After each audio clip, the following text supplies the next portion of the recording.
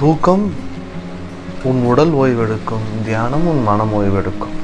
தியானம் செய்து விழிப்பு அதிகமாயிடுச்சுன்னா தூக்கத்துக்குள்ளே இருக்கிற மற்ற நிகழ்வுகள் கூட ரொம்ப கிளியராக அவங்களால பார்க்க முடியும். If there is consciousness, their mind doesn't exist. நீ தூங்கி எழுந்திருக்கும் பொழுது நீயாகத்தான் இருப்ப, ஒரு மாற்றமும் இருக்காது. ஆனால் நீ ஒவ்வொரு முறையும் தியானித்து எழும்பொழுது மிகப்பெரிய அறிவு உனக்குள் ஏற்பட்டிருக்கும்.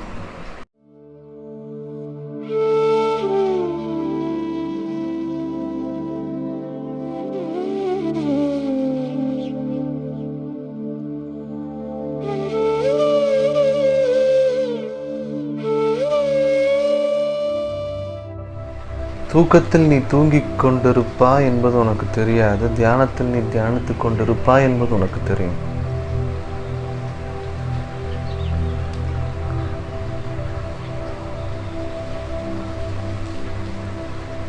தூக்கம்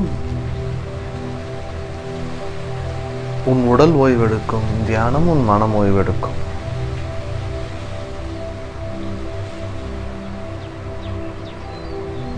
உடல் ஓய்வு எடுத்துக் கொண்டிருப்பது உனக்கு தெரியாமல் இருக்கலாம், ஆனால் மனது ஓய்வெடுத்துக் கொண்டிருப்பதை நீ அறிவாய்.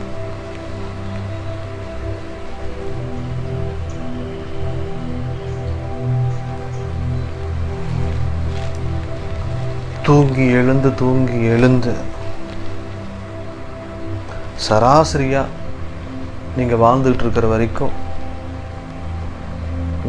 உங்களோட பரிணாமம் மிக மெதுவாகத்தான் சென்று கொண்டிருக்கும்.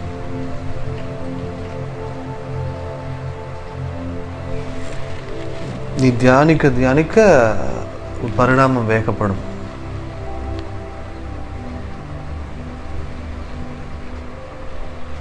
தூக்கத்தில் நீங்கள் தூங்குற தூக்கத்தில் ரொம்ப ஃபியூ ஹவர்ஸ் தான் ரொம்ப ஆழ்ந்த உறக்கம். ரொம்ப ஃபியூ ஹவர்ஸ் தானே ரொம்ப ஆழ்ந்த உறக்கம் ஏற்படுது. அதில் உங்களுக்கு மிக குறைவான பிரபஞ்ச சக்தியே உங்கள் உடம்புல இறங்கும். தி காஸ்மிக் எனர்ஜி. தியானத்தில் அது அதிகமாக நடக்கும். இறையாற்றல் உங்களுக்குள்ள ரொம்ப அதிகமாக இருக்கும். நீ தூங்கி எழுந்திருக்கும் பொழுது நீயாகத்தான் இருப்ப, ஒரு மாற்றமும் இருக்காது. உன் அறிவில் ஒரு துளி முன்னேற்றமும் கூட ஏற்பட்டிருக்காது. ஆனால் நீ ஒவ்வொரு முறையும் தியானித்து எழும்பொழுது மிகப்பெரிய அறிவு உனக்குள் ஏற்பட்டிருக்கும்.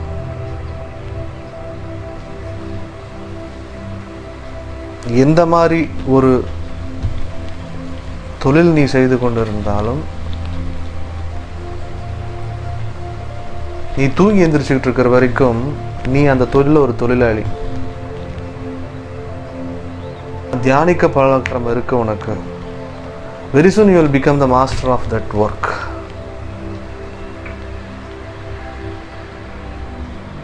It is for material world. சராசரி மனிதன் தூங்கிக்கிட்டே இருக்கும் பொழுது அவனுக்கு அது வெறும் ஓய்வாகத்தான் இருக்கும். ஒரு ஆன்மீகமான மனிதர்களுக்கு, ஆன்மீகத்தை நோக்கி செல்லும் மனிதர்களுக்கு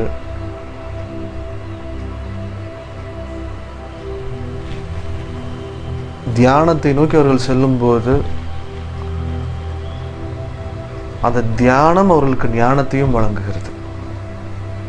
நீ தூங்கி ஞானியாக முடியாது, ஆனால் தியானித்து தான் ஞானியாக முடியும்.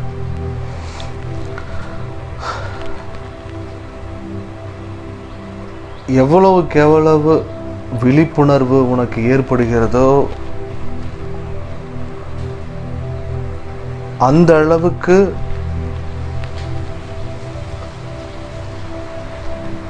நீ தூங்கினாலும் அது தூக்கமாக இருக்காது.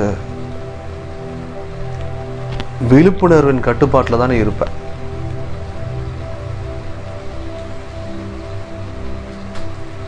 உனக்குள்ள விழிப்பு அதிகமாக உனது உடல் ஓய்வெடுக்கிறது கூட நீ பார்த்துக்கிட்டு இருக்க முடியும். உனக்குள்ள வரும் கனவுகளை கூட நீ விலகி நின்று பார்க்க முடியும். That was the another dimension.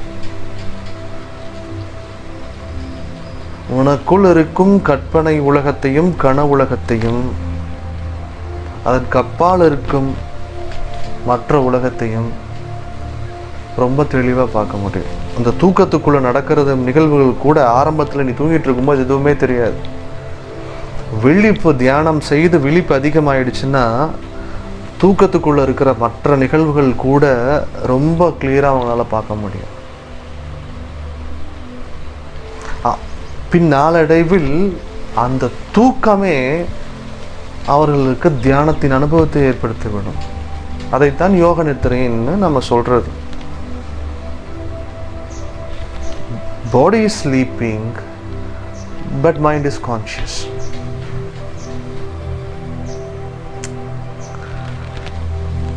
In this point, நான் மைண்ட் கான்ஷியஸாக இருக்குங்கிற இடத்துலையே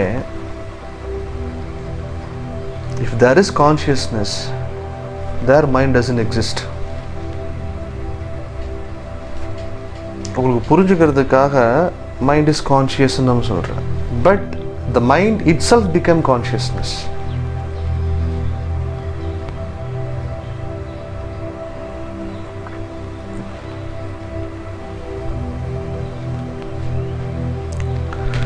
So தூக்கத்தை குறைத்து தியானத்தை அதிகப்படுத்தல. விழிப்பு அதிகப்பட்டால் மட்டும்தான்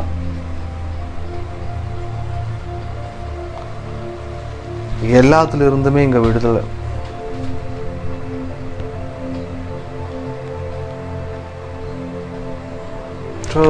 தூக்கம் உன் உடலுக்கான ஒரு ஓய்வு.